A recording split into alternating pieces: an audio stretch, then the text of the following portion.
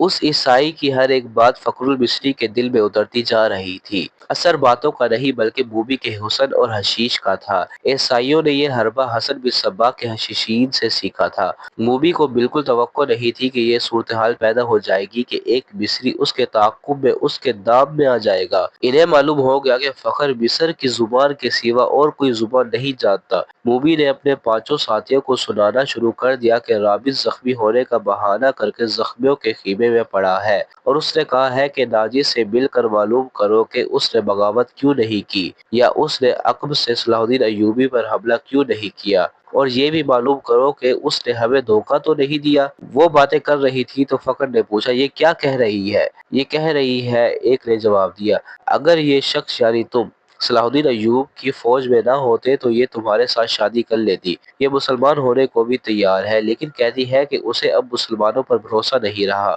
فخر نے بےتابی سے لپک کر لڑکی کو بازو سے پکڑا اور اپنی طرف گھسیٹ کر کہا، اگر میں بادشاہ ہوتا تو خدا کی قسم تمہاری خاطر تخت اور تاج قربان کر دیتا۔ اگر شرط یہی ہے کہ میں صلاح الدین ایوبی کی دی ہوئی تلوار پھینک دوں تو یہ لو۔ اس نے کمربند سے تلوار کھولی اور نیام سمیت لڑکی کے قدموں میں رکھ دی۔ کہا، میں اب سے ایوبی کا سپاہی اور کماندار نہیں ہوں، مگر ایک شرط اور بھی ہے۔ لڑکی نے کہا، میں اپنا مذہب تمہاری خاطر ترک کر دیتی ہوں، لیکن صلاح الدین ایوبی سے انتقام ضرور لوں گی۔ کیا اسے میرے ہاتھ سے قتل کرانا چاہتی ہو؟ فخر نے پوچھا۔ لڑکی نے اپنے آدمیوں کی طرف دیکھا، سب نے ایک دوسرے کی طرف دیکھا۔ آخر کرسٹوفر نے کہا، ایک صلاح الدین ایوبی نہ رہا تو کیا فرق پڑے گا، ایک اور سلطان آ جائے گا، وہ بھی ایسا ہی ہوگا، مصریوں کو آخر غلام ہی ہونا پڑے گا۔ تم ایک کام کرو، سوڈانیوں کے سالار ناجی کے پاس پہنچو اور یہ لڑکی اس کے سامنے کر کے اسے بتاؤ کہ سلطان صلاح الدین ایوبی اصل میں کیا ہے اور اس کے ارادے کیا ہیں۔ ان لوگوں کو یہ تو علم تھا کہ ناجی کا صلیبیوں کے ساتھ رابطہ ہے اور موبی اس کے ساتھ بات کرے گی، لیکن انہیں یہ علم نہیں تھا کہ ناجی اور اس کے معتبر سالار خفیہ طریقے سے مروائے جا چکے ہیں۔ اس تک لڑکی کو ہی جانا تھا، اس کا اکیلے جانا ممکن نہیں تھا۔ اتفاق سے انہیں فخر المصری مل گیا، لہٰذا اسی کو استعمال کرنے کا فیصلہ ہو گیا۔ یہ آدمی چونکہ سلطان ایوبی کی نظر میں آ گئے تھے، اس لیے بھی اس کی نظر میں رہنا چاہتے تھے۔ اس کے علاوہ انہوں نے موبی سے سن لیا تھا کہ ان کے شعبے جاسوسی اور تخریب کاری کا سربراہ رابن اسی کیمپ میں ہے اور فرار ہوگا، اس لیے وہ اسے مدد دینے کے لیے بھی وہاں موجود رہنا چاہتے تھے۔ ان کے ارادے معلوم نہیں کیا تھے۔ صلاح الدین ایوبی پر چلایا ہوا ان کا تیر خطا گیا تو انہیں سلطان ایوبی کے سامنے لے جایا گیا تھا۔ ان کا بحروب اور ڈرامہ کامیاب رہا، لیکن ان کا مشن تباہ ہو گیا تھا، لہٰذا اب وہ بدلی ہوئی صورتحال اور اتفاقات سے فائدہ اٹھانے کی کوشش کر رہے تھے۔ فخر المصری حسن اور حشیش کے جال میں آ گیا تھا۔ اس نے واپس کیمپ میں نہ جانے کا فیصلہ کر لیا تھا۔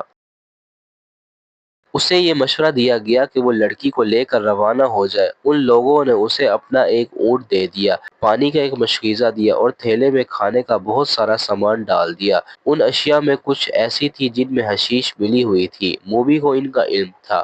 فخر کو ایک لمبا چوغا اور تاجروں والی دستار پہنا دی گئی۔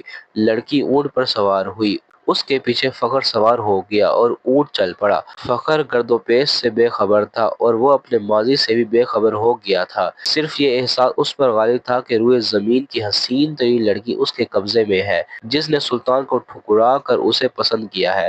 فخر نے موبی کو دونوں بازوؤں میں لے کر اس کی پیٹھ اپنے سینے سے لگا لی۔ موبی نے کہا، تم عیسائی کمانداروں اور اپنے سلطان کی طرح وحشی تو نہیں بنو گے؟ میں تمہاری ملکیت ہوں، جو چاہو کرو، مگر میں پھر تم سے نفرت کروں گی؟ کہو تو میں اونٹ سے اتر جاتا ہوں۔ فخر نے اسے اپنے بازو سے نکال کر کہا، مجھے صرف یہ بتا دو کہ تم مجھے دل سے چاہتی ہو یا محض مجبوری کے عالم میں میری پناہ لی ہے۔ پناہ تو میں ان تاجروں کی بھی لے سکتی تھی، موبی نے جواب دیا، لیکن تم مجھے اتنے اچھے لگے کہ تمہاری خاطر مذہب تک چھوڑنے کا فیصلہ کر لیا۔